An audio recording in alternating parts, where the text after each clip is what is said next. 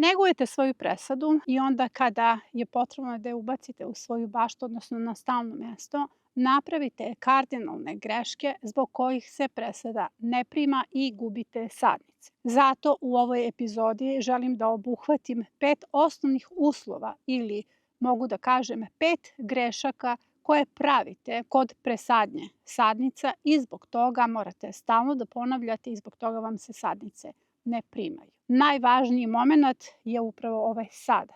Imamo toplotni talas, jako je suvo vreme, visoke temperature, niska vlažnost vazduha, čak 2 rasadnika čekaju za presadnju. U pitanju su majski i julski rasadnik.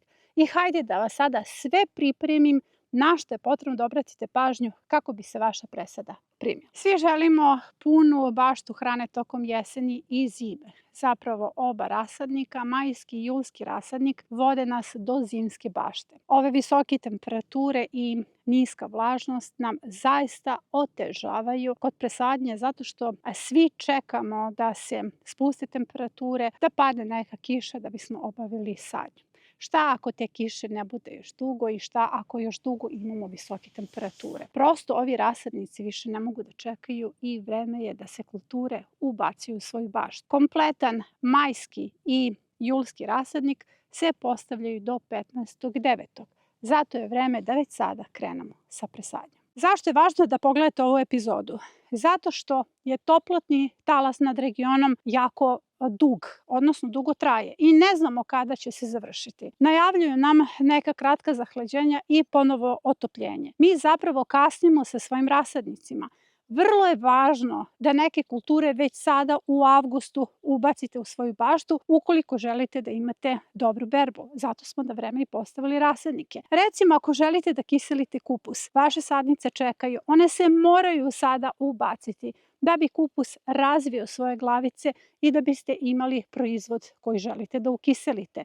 Takođe, ukoliko želite da berete prokelj tamo negde pred zimu, ukoliko želite da berete glavice karfiola ili brokule, sve te sadnice je sada neophodno ubaciti. Zato je važno da ispoštujete upravo ove parametre koje ću izneti u epizodi i s lakoćom možete i pored ovakve elementarne nepogode da imate uspešnu presadnju. S obzirom da vodim veliku učionicu, gotovo 1000 baštovana i 250 baštovana na individualnom programu, to je veliki broj konsultacija i pitanja. I ono što vidim na osnovu pitanja je da većina baštovana pravi iste greške kod ubacivanja presada. Posledica je da se baštovani razočaraju zato što vide da im se presade ne primaju. Na prvi pogled izgleda kao da presada propada zato što se suši lišće i sada ćemo pričati upravo o tim osnovnim koracima, odnosno osnovnim elementima na šta svi morate da obratite pažnju da biste lakše podneli presadnju sadnica i da bi se vaše sadnice obavezno primile. Prva greška koju radite je nedovoljno pripremljen permamodel. Permamodel se uslojava, nakon toga možete odmah da ubacujete sadnice, ali ne kada imamo toplotni udar, odnosno ne kada ubacujemo julsku presadu. Sada ćemo zamisliti situaciju da prvi put postavljate svoj permamodel. Ovaj permamodel je već star 2 godine. Isti je uslov. Permamodel morate da zalivate dobro 24 časa pre presadnje. To je zato što seno koje se koristi za nadogradnju ili za uslojavanje permamodela mora da upije veliku količinu vode. Nakon što ste zalivali minimum 3 puta obilno permamodel je upio vlagu, rashladio se i spreman je da primi vaše sadnice. To je jedna od osnovnih grešaka koja se pravi, a to je da u tek uslojen suv permamodel ubacujete svoje sadnice. Dakle, prvi korak 24 časa ranije, makar 3 puta obilno zalijete permamodel gde ubacujete sadnice. Vidite, ovaj permamodel ja sam zalivala 24 časa ranije, 3 puta obilno zaliven, seno je mokro iako je sveže nadograđen i vidite gnezda potpuno vlažna i rashlađena zato što biljku ne možete da stavite u vrelo gnezdo. Druga greška koju pravite gotovo svi jeste što preko dana presađujete svoje biljke. Osnovni uslov da vam se biljke prime jeste da ih sadite predveče. Dakle, ne u toku dana kada će biljke biti izložene dejstvu sunca, već bukvalno uveče pred noć kada ubacujete svoje sadnice, jer onda biljke imaju čitavu noć jednog ugodnog perioda da se njihov koren adaptira i primi. Ovo je vaša sadnica. Sada zamislite koren koji ulazi u zemlju i koji je već pokidan pre presadnje. On sam po sebi treba da se adaptira i ulaže veliku energiju u svoju adaptaciju. On ne može da zbrine onaj gornji deo, dakle ovu lisnu masu, i zato je važno da ovaj koren, odnosno čitavu biljku, ubacujete upravo u večernjim satima. Zato što će koren imati više vremena da se adaptira, jer odmah na početku na ovim mikrokorenčićima počinje ubrzan rad mikroćelija i tada počinje da se umnožava novi koren. Sada smo došli i do trećeg uslova za primanje vaše presade. Treći uslov jeste da dobro ošišate svaku sadnicu. Kada ubacite ovakvu sadnicu, zalivate dobro, recimo ispoštovali ste i prvi i drugi uslov, ali niste ispoštovali treći uslov, niste ošišali svoju sadnicu, vaša biljka svakako propada. Jer kada ubacite ovakvu sadnicu, biljka će svakako odbaciti ovaj višak lišća. Kakva je onda posledica na vas? Vi meni na individualnim konsultacijama ili učionici prijavljujete da se vaša sadnica nije primila. Posledica je vaša lična frustracija. Sadnica se možda i primila jer mi gledamo da li se primio koren i da li se primila ova centralna zona. Ovo lišće, vaš koren, ne može da odhrani. Ovo lišće je jako važno odbaciti u startu. Odbacujemo ga ne samo zbog biljke, već i zbog nas lično. Jer vraćam se od početka ove epizode na priču o vašoj ličnoj frustraciji i nezadovoljstvu. Posledica je odustajanje. Vaša sadnica se prima u ovoj centralnoj zoni. Ovi listovi su višak. Ali opet ne šišaju se sve sadnice. I hajde sada da vidimo šta iz julskog rasadnika i majskog obavezno šišate. Ovde na stolu nalaze se one sadnice koje obavezno morate da šišate pre presadnje, a odnose se na majski i julski rasadnik. Kao što sam rekla, to je ujedno i jedna od osnovnih grešaka koje pravite. Pa idemo redom. Ovo je cvekla iz julskog rasadnika, zato je ovako mala. Pogledajte koliko ima listova i pogledajte kako ću da je skratim. Prvo, obavezno skraćujemo joj malo koren, jer na taj način motivišemo mikrokorenove da se razvijaju. Zatim, jedan list, ovo lišće je jestivo, slobodno jedite. Treći list, vaša sadnica je spremna. Znači, mi smo sada ošišali cveklu. Blitva, skratite korenčiće.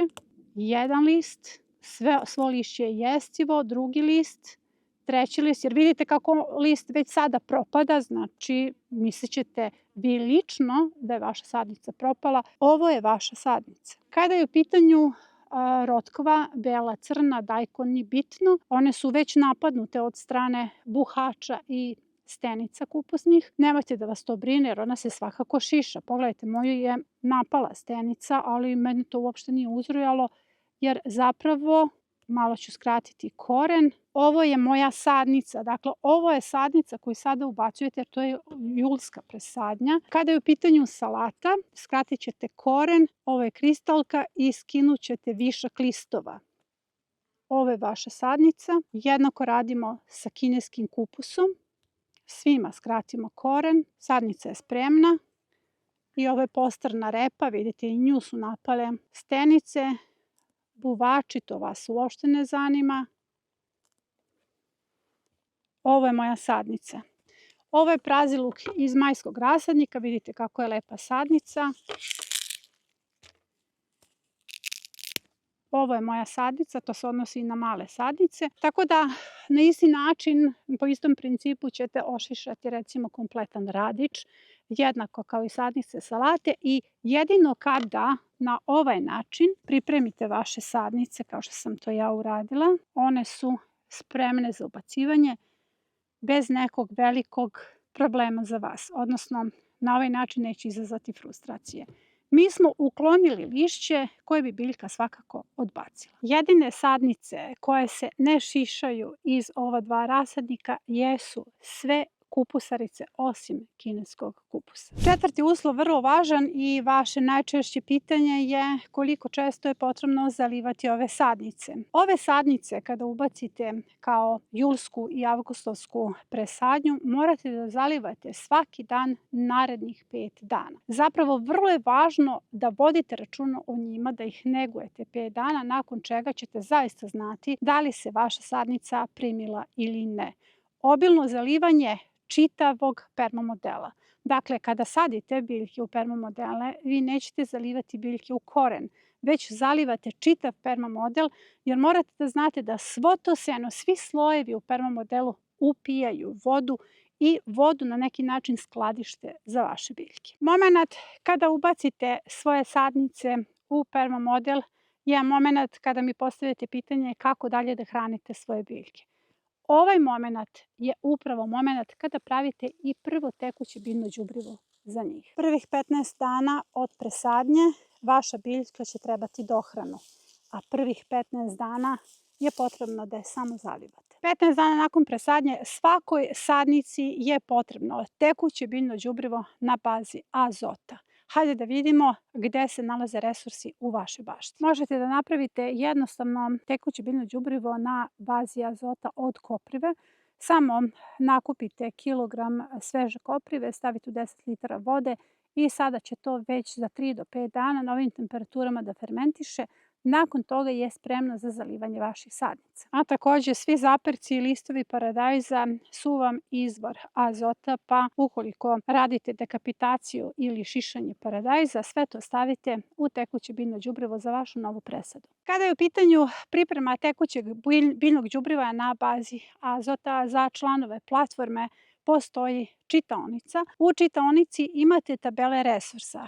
Pogledajte koji su sve resursi za azot i bukvalno od svih resursa možete da napravite prvu dohranu za vaše sadnice. U majskom i julskom rasadniku sve kulture osim rotkvi i cvekle su ovisnici o azotu.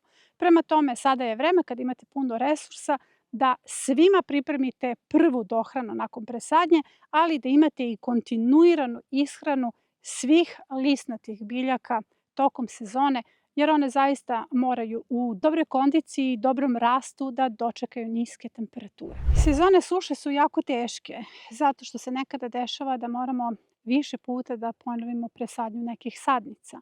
Zaista to se dešava i meni. I u nekom trenutku i meni padne na pamet šta će mi sve ovo, padne mi na pamet da odustanem od svega, ali srećom to je samo bljesak i istrajna sam u svom cilju. Bašta je jedino mesto gde zaista možete da se izborite za sebe i svoju porodicu.